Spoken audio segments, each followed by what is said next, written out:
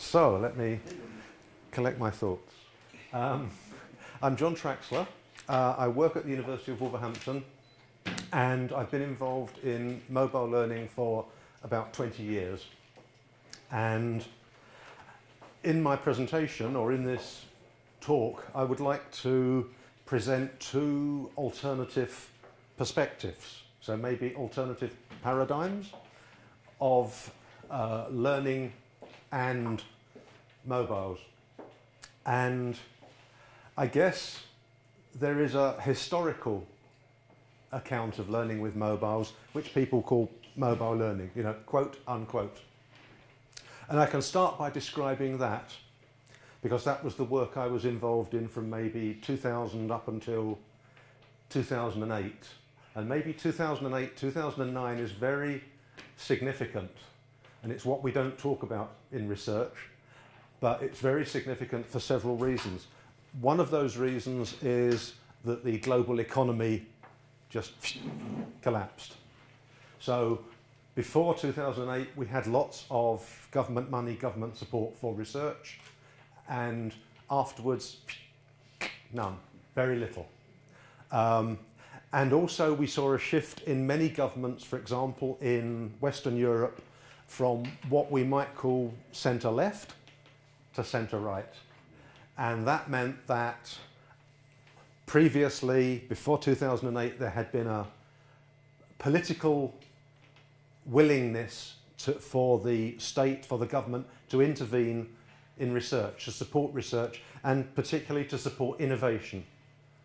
And afterwards, when it moved to the centre-right, we went from having big government to having small government, and there was not the political willingness to support research, especially what we, in the UK, what we call blue skies research. Not applied research, but pure research, just curiosity. You know, to do research costs, we got an idea. A lot of that stopped. So there is a watershed there in about 2007, 2008, 2009.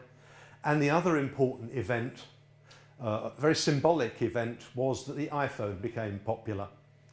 And that's important for a number of reasons. And that's partly because we saw a lot of the activity in mobile learning research taking place in Western Europe, South Africa, the Pacific Rim, so Hong Kong, Japan, Taiwan, Singapore, and maybe not many other places, not in Russia, not in China, not in South America. Actually, we had projects with Anadolu back then, two, I think, yeah. But the arrival of the iPhone meant several different things. One was that the centre of gravity moved from somewhere in Europe to somewhere in the middle of the Atlantic, because suddenly we got a lot of American activity. And I think that also meant that there was a shift in pedagogy and emphasis. So the Americans are much more interested in business models. So they are interested in, and we saw the phrase apps economy arrive.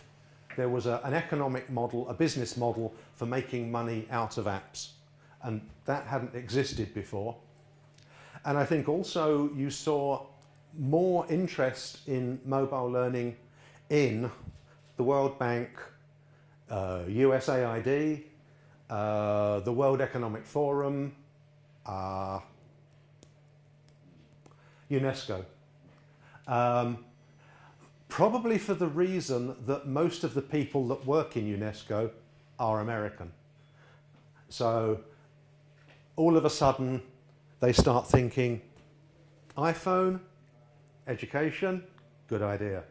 And so they began to see the possibilities of using mobile phones for the educational or humanitarian mission of USAID or UNESCO. So there was various things shifted around. So that's why my story is in two halves. Sort of before 2008, after 2008.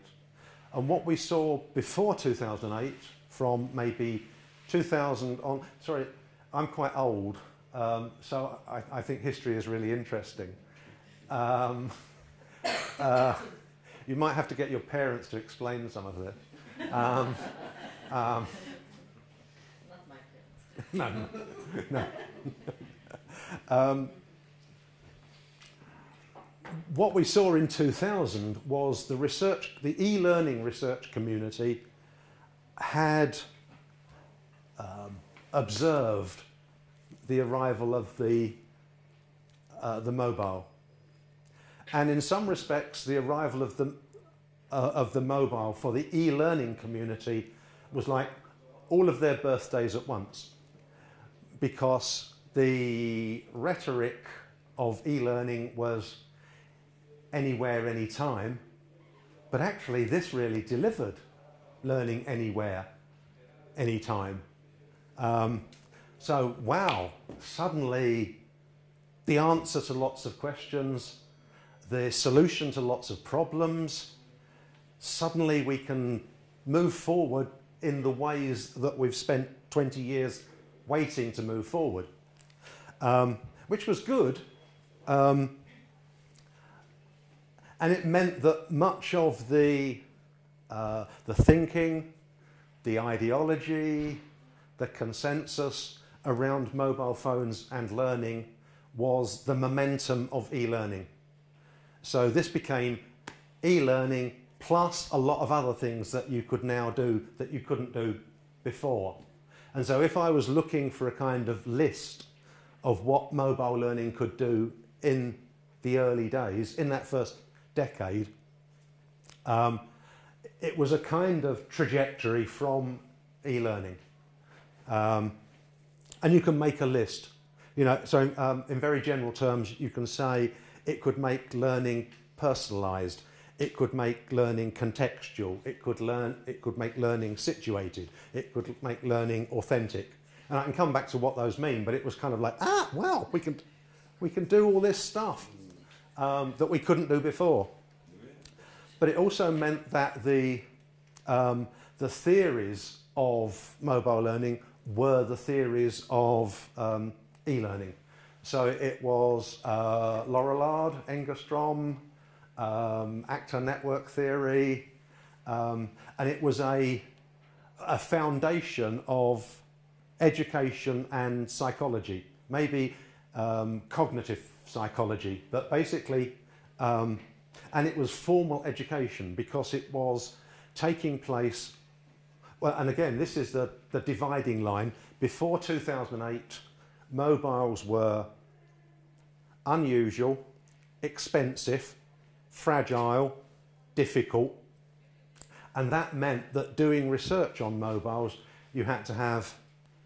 What are you doing? I take my group.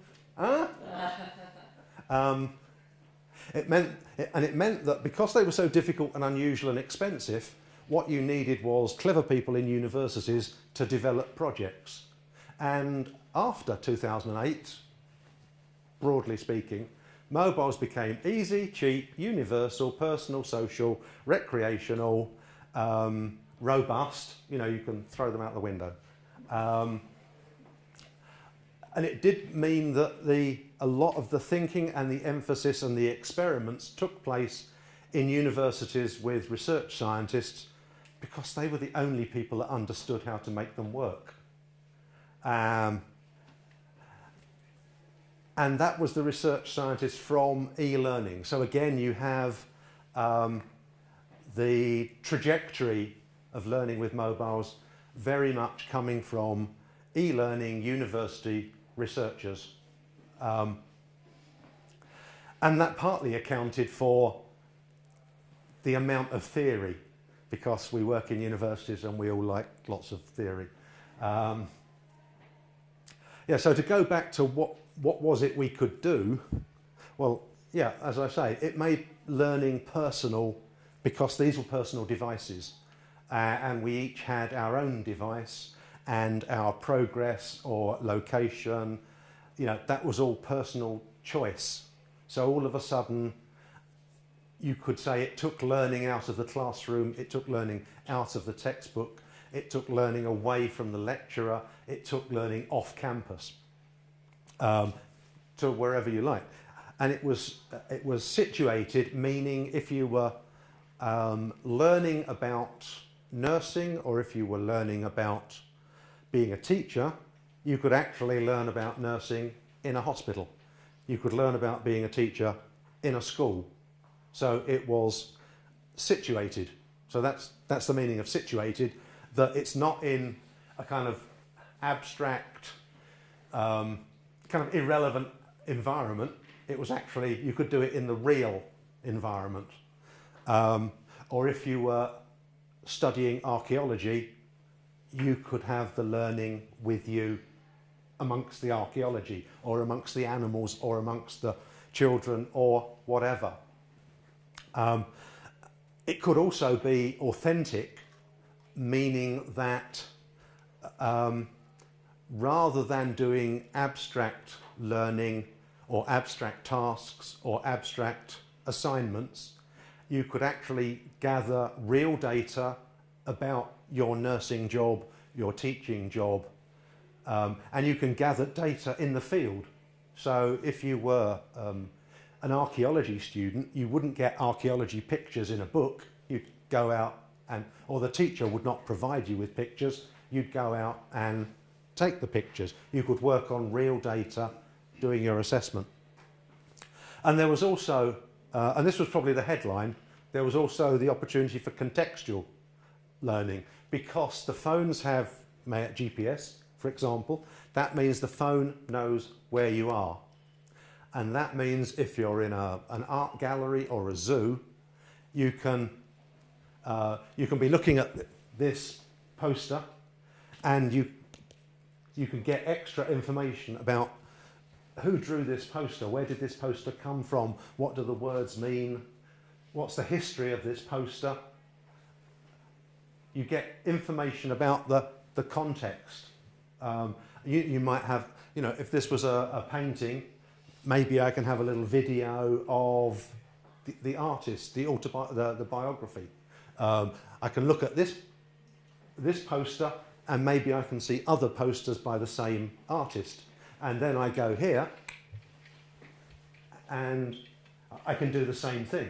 It can tell me about where I am, what is important information. And not only that, if I stand here for 5 seconds, it thinks, not very interesting.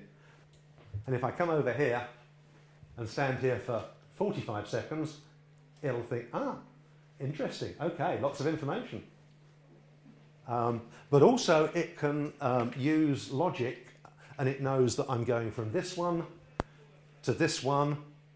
Do I want to have some suggestions about where there are more? So it might say, go and look at that one. Don't look at that one because you don't like that kind of picture. Look at that one.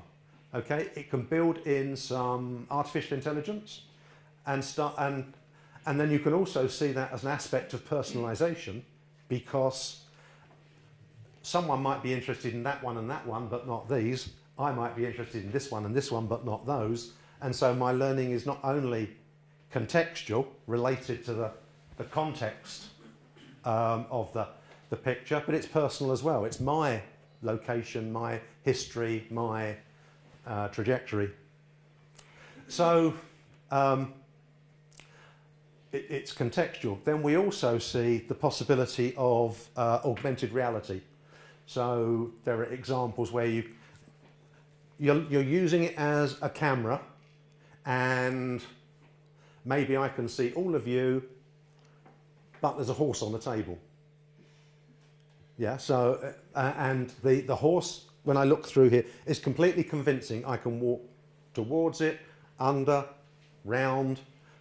So for example, if you're studying history in Berlin, you can stand there in Berlin and you can look at the Brandenburg Gate, but you can also see the Berlin Wall, which was demolished 20 years ago. So you can learn about history, for example, or archaeology, all sorts of things, because it will feed images in between reality and you. And again, this was, I think the first commercial app was the Stargazer ones, you know, where you look at the sky and you're seeing just the stars, but it tells you what ones they are. And again, if you move around, it is completely convincing. It shows you different angles and so on. Just like if there was a horse there. And again, there's lots of this now for anatomy. And then that takes you in the direction of virtual reality, where you're wearing a headset and you get only the virtual image, you get no real life. But because it has GPS, again, you can have something completely virtual, completely imaginary, and you can walk around it, look under it, look over it. And so, for example, you can see human anatomy, skin, take the skin off, muscle, take the muscle off, bone, etc. And maybe one of the things about the change from before and after 2008 was that all of this stuff was really difficult and cost lots and lots of money, and you had to have clever people in universities. And now you can get it on iTunes. You know, if there is a business model, then there is an app. And that's the big change, really. So how long have I got? We have time. Really? You're sure? Yeah, so we had lots of projects in the first phase, and this is the phase that people document as mobile learning. You know, if you do Google Scholar, this is the stuff that you'll hit. And it's lots of small-scale empirical studies with some theory, and it involves one cohort of students, for example, you know, 50 students or 75 students for one semester or one term or 1 year. And usually the research funding supplied mobiles for the students.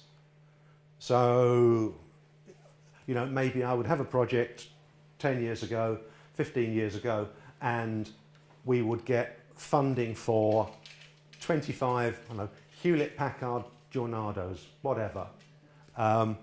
And that was because not many students had mobiles, so we had to give them the mobiles, or we had to lend them the mobiles.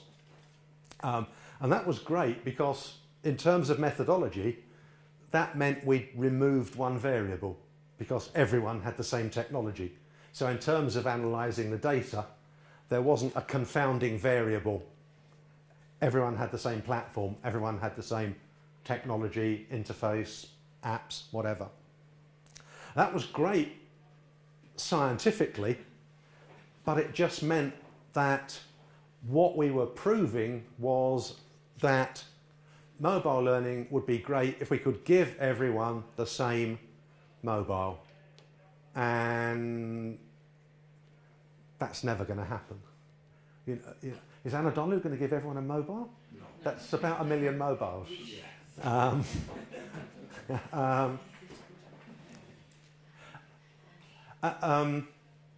Yeah, so in some senses, at that point, what we got was an argument around what's called bring your own device, BYOD. That was the American phrase.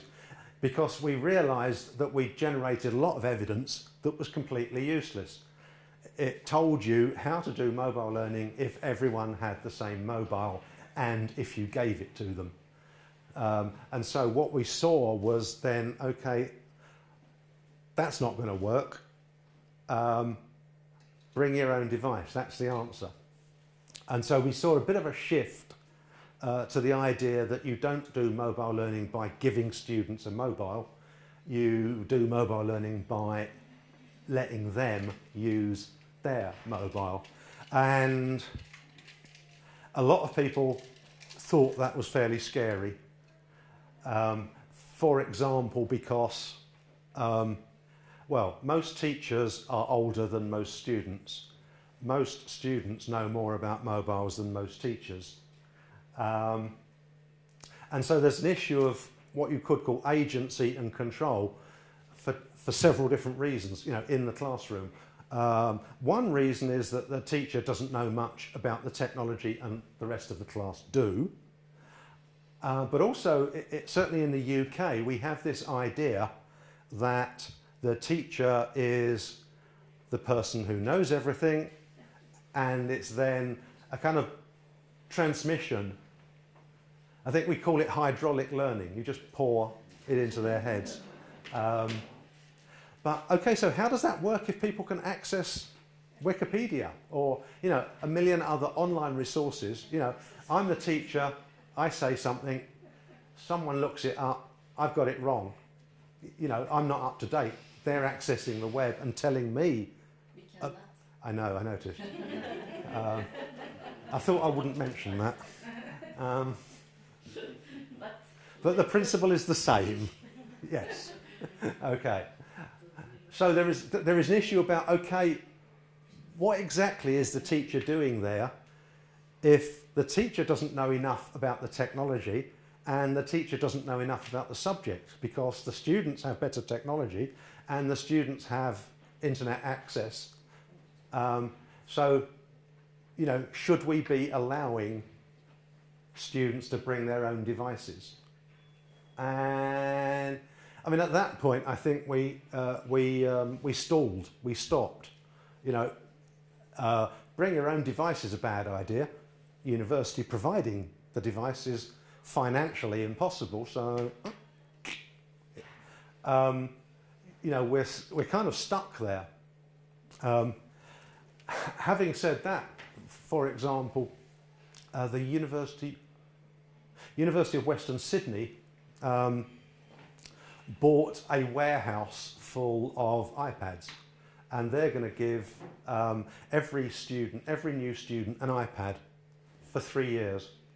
And their logic is that this will help the university, the teachers, the infrastructure, build the capacity, and at the end of 3 years, every student will have an iPad anyway. So it's just a kind of transitional strategy. But you then worry, of course, what's this doing about equity? What's this doing about poor students and rich students? You know, so that's one of the fatal problems with bring your own device, because the rich students bring good devices, the poor students maybe don't have devices. And there's other technical problems. If you say, okay, we're going to do mobile learning and we'll encourage the students to bring their own devices, who's paying for the connectivity? And also, actually, could your infrastructure handle 20,000 students on Wi-Fi here? I mean, my university probably couldn't handle 20, not 20 of that. You know, so there are technical problems, but there is actually this issue about control and authority in the classroom. And another aspect of that is that when we do e-learning on computers, our students sign something before that says, I'm not going to misbehave. I'm not going to do anything rude or naughty on university computers. And that's okay. And if they are naughty and do things they shouldn't do on the computers, we just take away their access. But how does that work if it's their mobile, their network, their services, their apps? Again, we can't control their behaviour. And there's also there are a lot of issues to unpack, but another one might be liability. If there is racial harassment or sexual harassment or gender harassment using university computers from one student to another, we understand the legal implications. You know, we understand the extent of our liability. We understand who gets punished for what. But when actually it's one student harasses another student on their mobile through their network, off campus, what is the, you know, the only connection with the university is that they're a student and they're a student. So I'm pointing at you, whoops. You don't harass people, do you? You know, so the legal situation is tricky. Yeah, and like I say, the only connection with the university is that these people are in the same class. Maybe they go to the same yoga class as well. Does that mean the yoga class is legally liable? Who knows? Yeah, so there has been a lot of nervousness about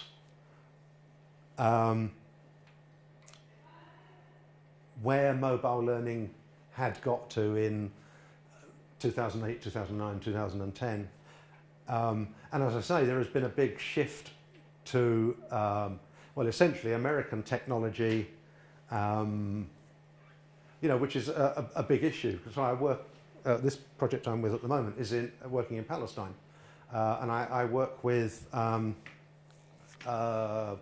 indigenous communities say in Borneo or in Sarawak, or with indigenous communities in southwest Africa. And if you look at Africa, there are 400 languages roughly in Africa, and 200 of them are endangered.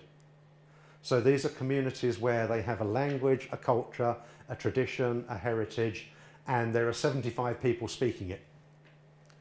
And then they now have the opportunity to access the internet. And I use the image of connecting to the fire hose. You know, it's like a small kid and water, you know, they are swamped. It's like 75 people speaking Kikuyu, and all of a sudden they have the global knowledge economy, they have everyone speaking Globlish or American English. You know, so there is a difficult problem there. You know, how do they preserve their language and their culture? But how do they access all of these internet opportunities? You know, internet education resources, Facebook even. You know, there is a tension there, and I don't know the answer. But I really don't fancy a future where we all speak American. You know, awful. Yeah, so I think mobile technology is deeply problematic. But in saying, I think there are, as it were, two paradigms or two perspectives in learning with mobiles. Well, the other one is actually, if you think about the situation, everyone's everyday social, informal experiences of using a mobile, they can actually generate their own ideas. You know, they can write something down. They can generate their own images. They can take pictures. They can generate their own opinions. They can actually generate their own identities. You know, you can go on, I don't know, Twitter and basically be someone else. You know, if you don't like being a woman, you can be a man. If you don't like being a man, you can be 3 women if you like. You know, or if you don't like being Albanian, you can be Kazakhstani. You know, whatever. And not only can they generate those things or produce those things, but they can share them, and they can transform them, they can store them, they can transmit them. And if you start saying, well, actually, and this is using technologies like, I don't know, Twitter and Facebook and Flickr and Instagram, you know, all of these things in different ways allow people to generate stuff, images, ideas, information, to share it, to discuss it, to broadcast it, to discard it.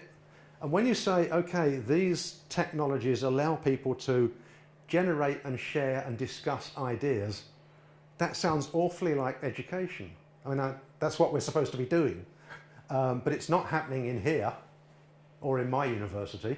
It's happening in social media. It's happening in cyberspace. And then if you look at,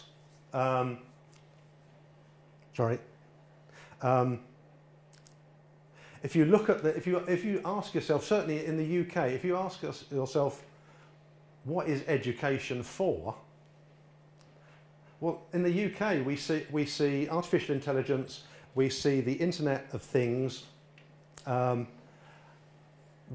mean, for example, we see performance support tools. Are any of you familiar with the Hitchhiker's Guide to the Galaxy? The Babel fish? It's okay. This is a short digression into British culture. The Hitchhiker's Guide to the Galaxy is a story about someone hitchhiking in the galaxy.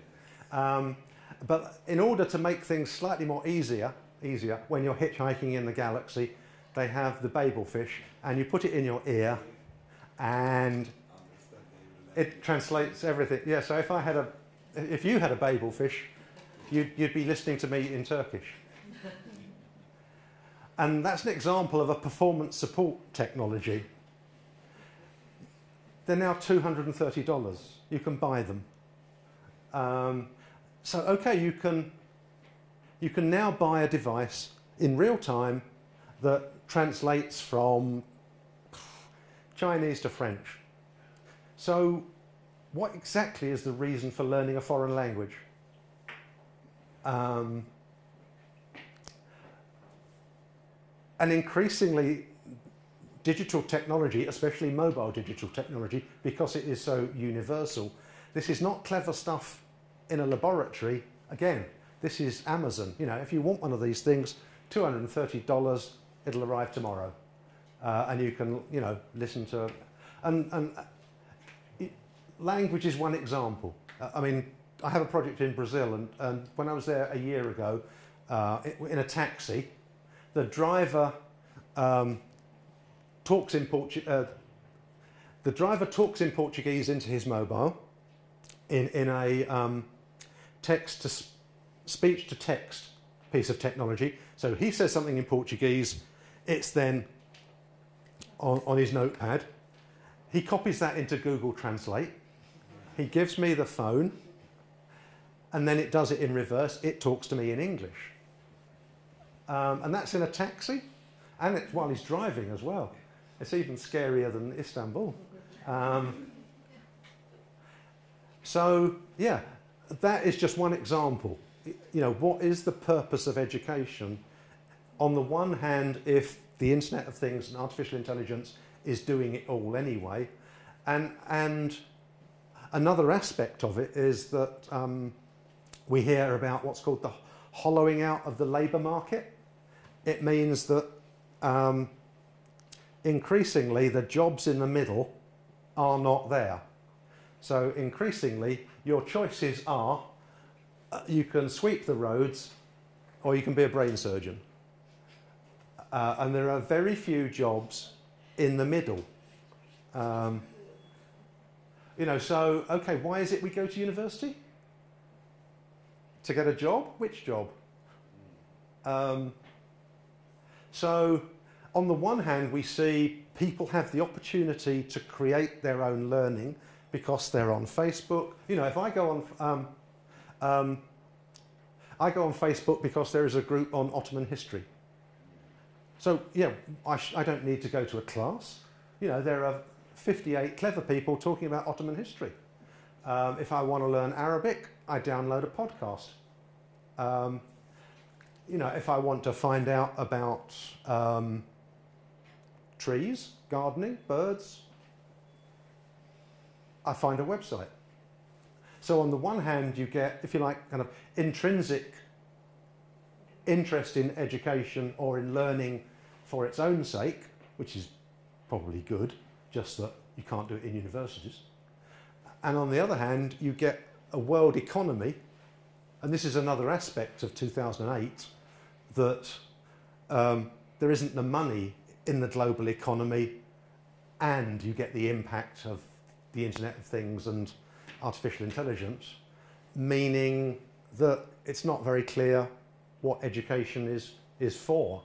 And I suppose actually in Western Europe there was an alternative idea about education, that it was things that middle-aged European white men thought were nice, so Beethoven or Shakespeare. But now we live in a multicultural society, and you know, some people like Shakespeare and Beethoven, but other people don't like Shakespeare and Beethoven. You know, we have black history or women's history. You know, we have a very fragmented idea of what is interesting. So you can't necessarily go to university because it's a place where you can learn to be an interesting person, because everyone has a different idea about what's interesting. But you can't go there to get a job either, because there are no jobs. I'm probably exaggerating slightly, but nevertheless, you know, that's the way it's going. So, yeah, shall I finish now? You look so keen that I stop. So on the one hand, we had like 15 or 10 years of mobile learning as an extension of what we did in universities, delivering university courses, but basically making them slightly more sexy because we had mobile technology. And I think we discovered that was actually quite difficult because we couldn't afford it. And so now, if there are advances in mobile learning, we see them in those departments that are high-value departments. So we see it in medicine. And that might be for strategic reasons, because every country needs doctors, so, you know, and you know, if you have, in the UK, if you have a trainee doctor drop out of university in year 3, that's probably £40,000 that you've wasted. So if mobile learning helps you stop dropout for those expensive and strategic courses, where actually, of course, the doctors, and a doctor in the UK will make £100,000 a year. So if you're in an economic environment where the students pay fees, but you get a job that pays £100,000 a year, then you can afford a little bit of technology. And maybe you see it in some other disciplines where there are other economic reasons. So you might see it in some geography courses or ecology courses or geology courses, because the university wants to put a video on its website. Come to our university and you can do exciting things with technology. And so that's, and one of our problems, backtracking slightly, was that we always had a problem with evidence. It was very difficult to prove that this is the learning outcomes before we give them a mobile, this is the learning outcomes after you give them a mobile. You know, you can only really do that with rats in a laboratory. Well, not with a mobile, obviously. You know, it's not an empirical scientific investigation, it's education, and education is a social science, and social science is intrinsically messy. So you can't go to a government minister. You know, you can go to a government minister and say, we put these rats in a laboratory and gave them vitamins, and you'll get money for vitamins. But you can't do that with education just because it's, I don't know, multi-causal. There's too much going on. There's too much noise. And yeah, journalists used to interview me and they'd say, Professor TRAXLER, well, this sounds quite interesting, but isn't the evidence a bit fluffy? And yeah, they're right. The evidence is a bit fluffy. And one of the other reasons, a different set of reasons about why the evidence was fluffy, is because we did small experiments that told us nothing about big experiments. We did short experiments that never told us about the long term. And we did experiments with enthusiasts and advocates, not with, you know, your everyday teacher. So our evidence was worthless, pretty much.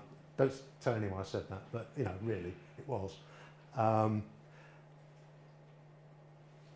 And so there wasn't ever a reasonable scientific basis for doing big mobile learning. And in the UK, we did have some, when there was still money, when we still had a left-wing government, we had a big program that I was involved in, do you call it TVET? Technical vocational? Like automotive engineering, hairdressing, whatever. Yeah, and we put £15 million into mobile learning across 3 years, across colleges all over the UK. But that was not because someone had seen the evidence. It was because someone worked in the UK Treasury and they had £15 million spare, and if they didn't spend it, they'd have to give it back to a different department. Yeah, you know, and you know, in the UK there was a tradition that if you wanted research money, the time to ask for research money was just before the end of the financial year, because then you had government departments that, good luck. We had government departments that needed to get the money out the door. But now there is no money coming out the door. Yeah, so for all of those reasons, what you see in the literature as mobile learning, you know, you have to see the wider context. And the wider context is quite tricky. And now what we have is universities and colleges and schools attempting to live in a world where, in the words of one kid, you know, I go to school and I power down. You know, they have 7 devices at home. They go to school, 1 maybe. And so there is a big discrepancy between our students' digital experience of being in university, in education, and their digital lives or their digital experience outside university, before they come to university, after they've left university. You know, what happened? I mean, it's a different example, but the first thing our students do when they leave university is stop using Moodle. You know, so I think the education sector in many countries has a problem in closing the gap between digital experience in university and digital experience in real life. So I'll leave you to solve that problem for us. Let's ask you instead. Oh yeah, do ask it, yeah. No one ever asks questions. So, thank you for sharing your ideas with us. Okay. We as participants Oh, give back to you. oh thank you. Well, I'm sorry, I'm sorry. There's a license here for you. Ah, oh I see. For you. Okay.